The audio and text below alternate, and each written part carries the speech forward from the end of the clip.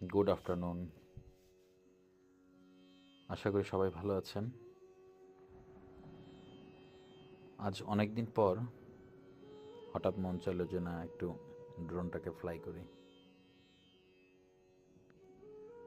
তো ড্রোনটা নিয়ে বের হয়েছিলাম।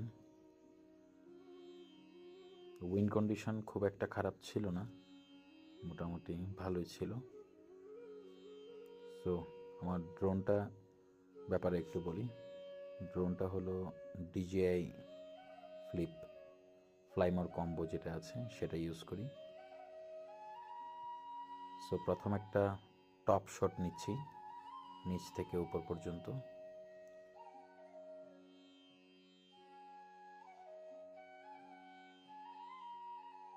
পিছন দিকে যাচ্ছে। আজকের আবহাওয়া অনেক ভালো ছিল,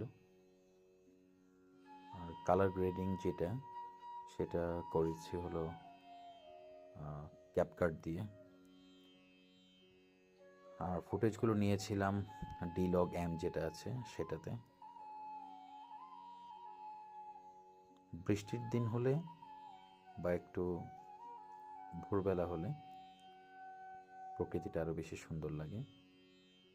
সো আমি ড্রোন ফ্লাইংয়ে খুব একটা এক্সপার্ট না, খুবই বিগিনার লেভেলের ইউজার। শখের বসেই ড্রোনটা নিয়েছি। এখন একটা লোয়ার অ্যাঙ্গেলে একটা প্যানিং শট নিলাম, এখন আবার ব্যাকওয়ার্ডের দিকে একটা শট নিচ্ছি। সো শটের যে নেমগুলো আছে এগুলো আমরা সচরাচর যেভাবে কথা বলি ইংলিশ ওয়ার্ডগুলো ব্যবহার করা হয়, ওই ধরনের অ্যাঙ্গেলগুলোকে সেভাবে বলছি। হয়তোবা ড্রোন ফ্লাইয়ের ক্ষেত্রে এগুলো অন্য কোনো টার্ম বা অন্য কোনো কথায় ব্যবহৃত হয়। সো এখন নিচ দিক থেকে উপর দিকে ড্রোনটাকে তুললাম। এক্সপোজারটা কিছু নেমে গিয়েছিল। এখন রাইট সাইডে একটা ডিটেল শট নিচ্ছি। ড্রোন ফ্লাই করেছিলাম যে নর্মাল মোড আছে সেই নর্মাল মোডটিতে, খুব উঁচুতে তুলিনি আবার একদম নিচে রাখিনি। উইন্ড কন্ডিশন হঠাৎ করে কিছুটা বাজে হচ্ছিল।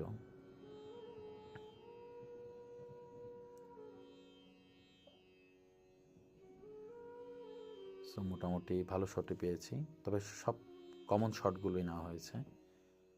চা বাগানের ভিতর যেদিকে ঘোরা হবে সেদিকে শুধু চা বাগানের সেকশনগুলোই চোখে পড়বে, আর কিছু পড়বে না। আমার কাছে এই শটটি খুবই ভালো লেগেছে। এখানে নিচে কিছু ধান ক্ষেত দেখা যাচ্ছে যেগুলো প্রিপারেশন অলরেডি করা হয়ে গেছে, ল্যান্ড প্রিপারেশন, ধান ক্ষেতের ল্যান্ড প্রিপারেশন। এবং এখন শটটা ডাউনওয়ার্ডে নামছে। সো এখন ড্রোনটা ফ্লাই করা প্রায় শেষের পথে, এখন নামিয়ে নিচ্ছি। ওই যে ছোট করে আমাকে দেখা যাচ্ছে একটা ছোট ব্রিজ আছে খুব সুন্দর, ওই ব্রিজের উপর গিয়ে দাঁড়ালাম। সো আজকের মতো এতটুকুই। আশা করি ভিডিওটি সবার কাছে ভালো লাগবে। ধন্যবাদ।